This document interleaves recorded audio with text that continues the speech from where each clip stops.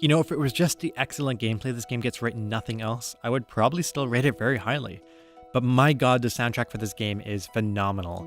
The composer is Christopher Larkin, who has previously made music for the indie game Expand. His work in Hollow Knight hits all the emotional tones for the world and truly brings it to life. I think the soundtrack first struck me in awe when I entered Green Path, the second main area of the game. It was such a departure from what the game had been so far. Dirtmouth was somber and it felt hopeless, while Crossroads felt mysterious but hostile. But Green Path was pleasant and lively. It made me feel like the world wasn't so desolate and scary, that there was something worth fighting for here. Something interesting I noticed as I was listening to the soundtrack again is that certain melodic phrases start to stand out. For instance, City of Tears was wrapped around this theme.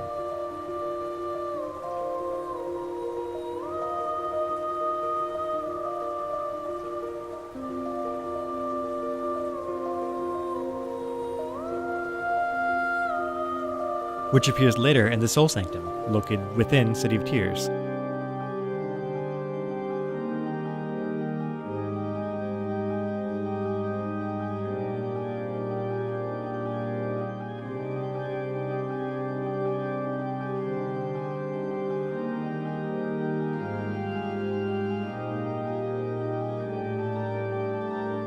Doing some more digging, I came across Christopher Larkin's YouTube channel where he had an interview hosted about him and the soundtrack, and sure enough, this is exactly his intention. This is called a Leitmotif. It's where you pair a recurring musical melody or theme into a noun. It can be an object, a character, a place, or even an emotion or an idea. The best example of this is Luke's melody in all the Star Wars films.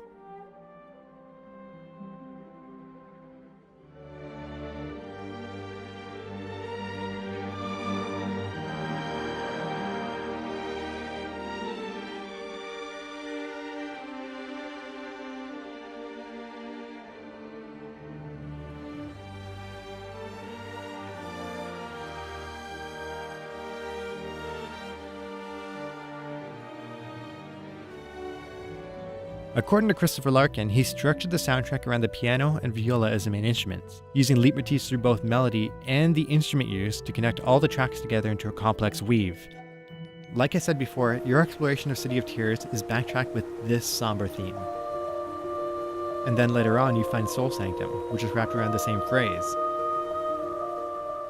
But even later on, you might gain access to a building in the city called the Pleasure House.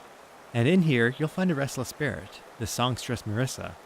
Before the affliction poisoned its inhabitants of this world, huge crowds flocked to hear her sing. And if you'd like, you can stop to listen to her as well. And this is her song.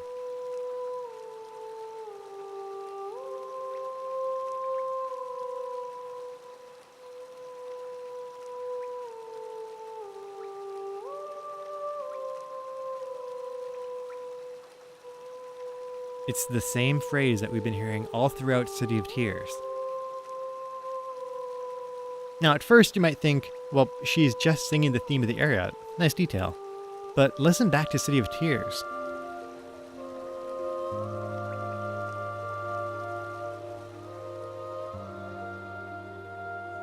The main phrase is being sung the entire time by her. That song is her song. And the identity of this region and its people is intrinsically linked to her. This small detail blew my mind because it completely restructured my understanding of the leitmotif being used here. Before, it was linked to the city itself and its somber state, reinforced by the never-ending rain you hear everywhere, even muffled when you're indoors. But after meeting Marissa, these songs are also now about her and what she meant to the people who used to live here. It's a small detail, I know, but it's things like this that give a game so much depth and intrigue past what you see on its surface.